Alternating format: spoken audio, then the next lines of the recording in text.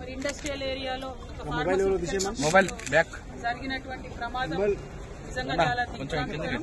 దాదాపు 40 మంది పైచిలకు ఈ యొక్క యాక్సిడెంట్ లో మరి చనిపోయినటువంటి వార్తలు కూడా స్వీకరిస్తా ఉన్నారు.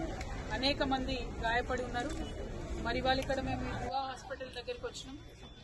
ఇక్కడ దాదాపుగా 9 మంది అడ్మిట్ అయి ఉంటే అందులో 5 మంది కూడా సూపర్ క్రిటికల్ కండిషన్ లో ఉండడం అన్నది చాలా బాధాకరమైనటువంటి అంశం.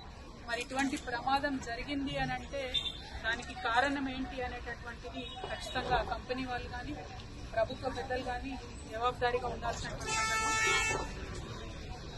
రిపీటెడ్ గా ఫ్యాక్టరీ సేఫ్టీ కోసము వారు ప్రమాణాలు పాటిస్తున్నారా లేదా అని చెప్పడం కోసం ప్రభుత్వం ఒక నిర్దిష్టమైనటువంటి ప్రణాళికలో పోలేదు అనేటటువంటి అంశాలన్నీ కూడా ఇప్పటికి బయటకు వస్తున్నటువంటి సందర్భాన్ని చూస్తూ ఉన్నాం. అట్లా కాకుండా ఖచ్చితంగా ఎప్పటికప్పుడు నియంత్రణ రెగ్యులేషన్ అన్నది చేసే విధంగా ప్రభుత్వం కఠినంగా వ్యవహరించాలని చెప్పి కోరుతా ఉన్నాం. అట్లానే ఎవరైతే చనిపోయినటువంటి వారి కుటుంబాలు ఉన్నారో వారందరికీ కూడా ₹1 కోటి ఎక్స్‌గ్రేషియా ఇవ్వాలని చెప్పి ప్రభుత్వాన్ని డిమాండ్ చేస్తూ ఉన్నాం.